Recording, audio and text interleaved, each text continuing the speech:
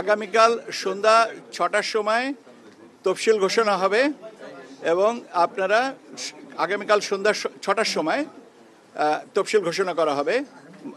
মাননীয় প্রধান নির্বাচন কমিশনার তফসিল আপনার অন এয়ারে আপনাদেরকে জানিয়ে দিবেন।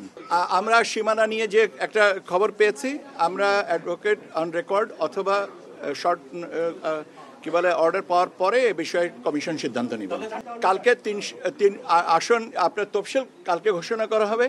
এখন পর্যন্ত সিদ্ধান্ত হচ্ছে ৩০০ আসনে, কারণ আমরা এখনো পর্যন্ত তো কোর্টের কোনো অর্ডার পাইনি। অর্ডার পাওয়ার পরে যদি সংশোধন লাগে সেটাও সেভাবে করা যাবে। আমার মনে হয় না, কেননা এই কারণে যে আমরা এখনো পর্যন্ত কোনো আপনার অর্ডার আমাদের হাতে এসে পৌঁছায়নি। ভাই আমরা পাই নাই, যখন যেটা পাইনি সেটার উপরে নিয়ে কথা বলার থেকে না বলাটাই ভালো। আমি আপনাদেরকে আবারও বলছি, আগামীকাল সন্ধ্যা ৬টার সময় জাতির উদ্দেশ্যে ভাষণে মাননীয় প্রধান নির্বাচন কমিশনার তফসিল ঘোষণা করবেন।